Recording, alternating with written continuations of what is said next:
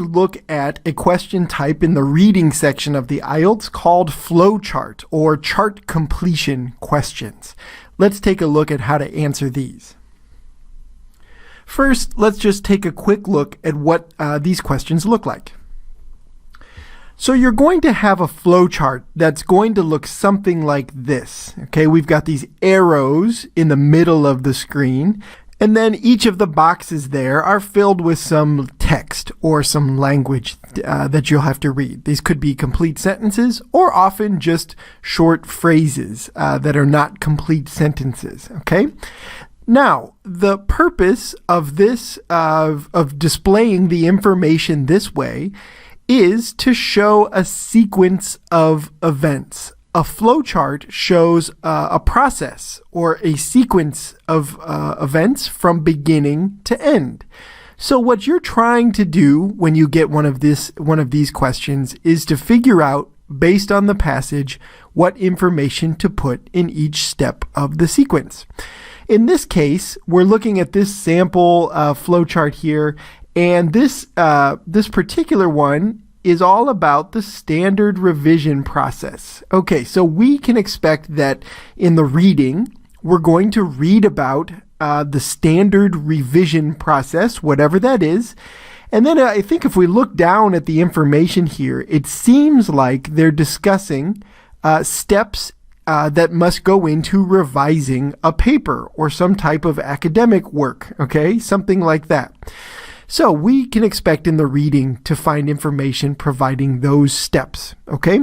That's what you're looking for in this type of question, where you need to look to the reading passage to discover how things move from the first step to the last step in whatever they're describing.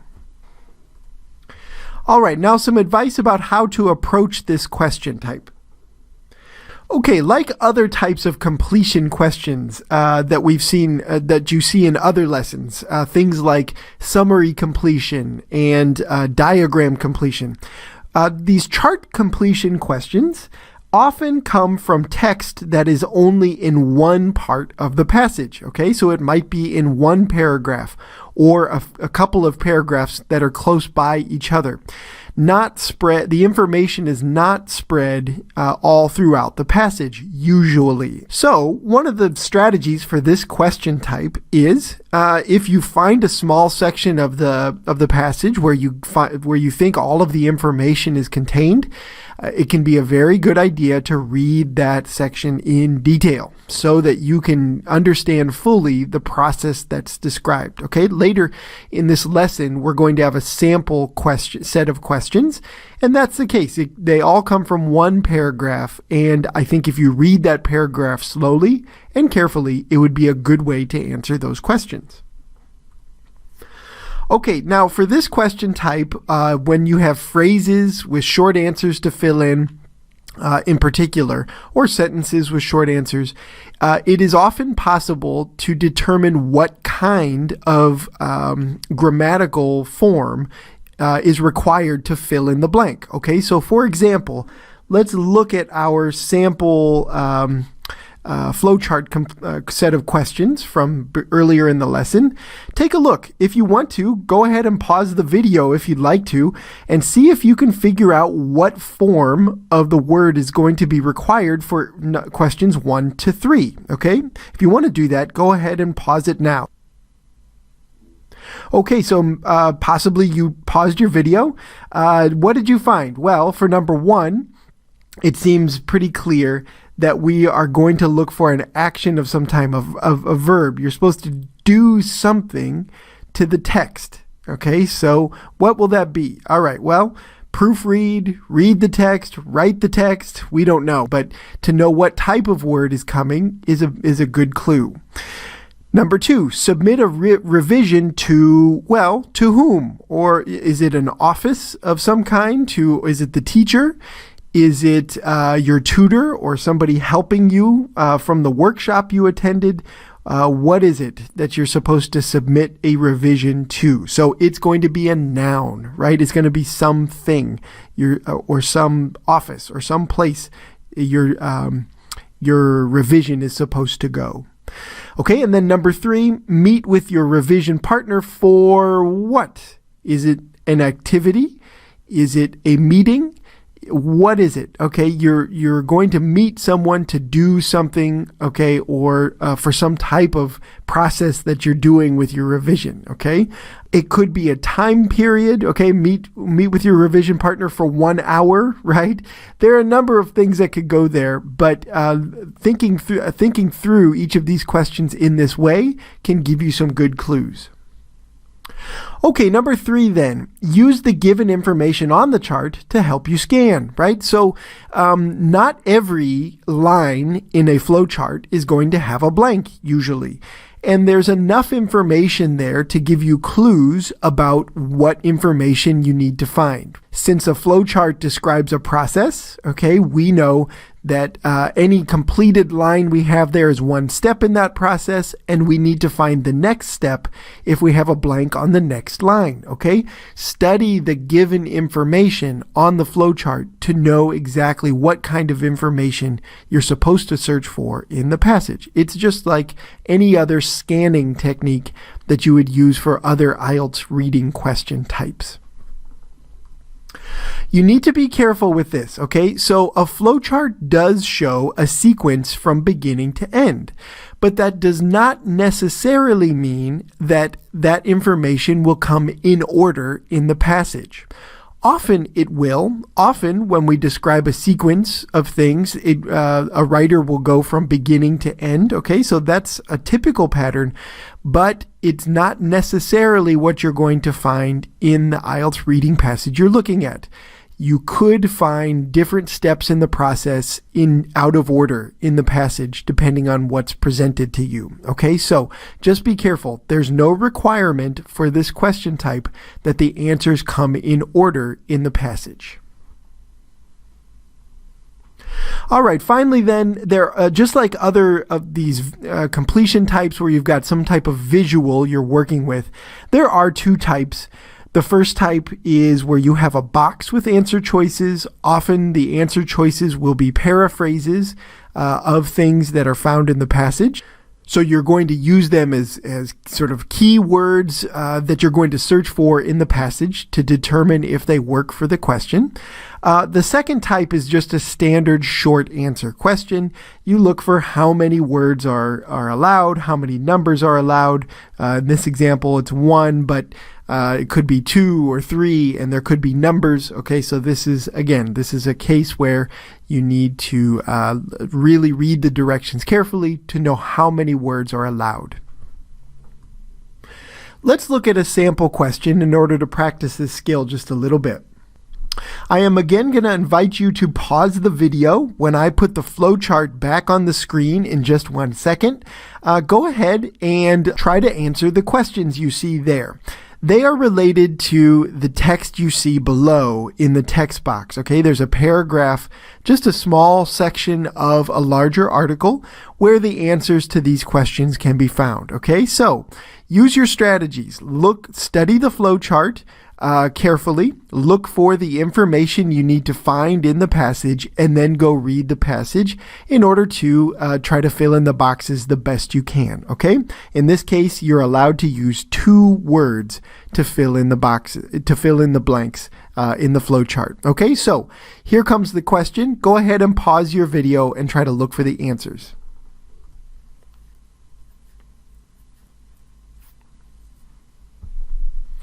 Okay, so you paused your video and hopefully you found the correct answers. Let's walk through the explanations for these to see how well you did and what you found there. Okay, so we've got here the Battle of Hastings, and the little paragraph below is all about a sequence of events that happened in the Battle of Hastings, right?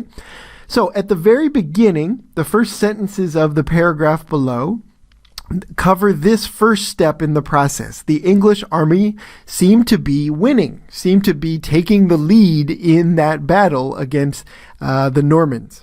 All right, and then the next step here, we've got King Harold. So what happened with King Harold? Well, we have a paraphrase of what you find in the text. He orders his troops. He demands that they maintain, okay?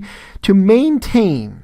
What does that mean? Well, that's a key word in this particular step in the flowchart because it corresponds with the sentence that gives you the answer. The sentence that gives you the answer is it mentions defensive positions or just positions, okay? Also, in the next sentence after that, an acceptable answer would be their line, okay? Because what King Harold ordered his troops to do was mentioned here. Although King Harold told the English to hold their defensive positions, okay, it goes on to say they got too excited and they went and chased after the Normans, right? Later it says in the next sentence, if they held their line, okay, then they might have won, right? Something like that. Okay, so this is the part of this, the sentence that's paraphrased in the flowchart, right? So King Harold told the English to hold. Okay, hold is your synonym for maintain from the question in the flowchart. Okay, and that was a key word that allowed you to answer this question with defensive positions or just positions. Again, if you said the line, which came later, that would also work. It's the same idea. Okay, the next step in the process, English troops exhilarated to see Norman troops what? Okay, so again, this is not a complete sentence here. The English troops were exhilarated. What does exhilarate mean? To be exhilarated? Well, it's a key word, obviously, and it means excited. Okay, they were very happy to see that the Norman troops retreated. Okay, they were exhilarated to see the Norman troops retreat. Or later in the sentence, it says fleeing. Okay, so both work grammatically here. English troops exhilarated to see Norman troops fleeing or retreat. Both of those options work perfectly fine, and they come from this sentence down below. The Normans began to retreat. Although King Harold told the English to hold their defensive positions, the sight of the fleeing Normans was too exciting. Okay, there's our key word, exhilarating. It was exhilarating for the English troops to see the fleeing Normans. They were excited. So that's why these two things work well. The retreat and the fleeing are what excited or exhilarated the English troops. That's why these two answers work for this step in the flowchart. Okay, we have one more step then in the process in this paragraph. The English troops chased the Normans, okay, and we know that this is where the problem started for the English. They were so excited, they were chasing after them, even though King Harold told them to hold their line or keep their position. And then we get the last part. The English were fooled by the faked Norman retreat. The faked retreat. To fake something means it was pretend, right? It was a strategy from the Normans to defeat the English in this case. And that's what we get in this line down here. Instead, the English began to pursue their opponents, but the Norman retreat had been faked. Okay, faked Norman retreat was the answer to the question that works. Okay, so hopefully that went pretty smoothly for you using the strategies we described from the beginning of the lesson. For example, did you try to find the part of speech that your answers would require, right? King Harold orders troops to maintain. This one very clearly should be a noun. It's an object of maintain. What needs to be maintained? Well, the answer is going to be a noun in this case. Okay, so that would work really well for this if you could analyze the sentence that way. Okay, you could do that with the others as well and get some valuable information. But remember, the basic strategies for this lesson are to find the location of the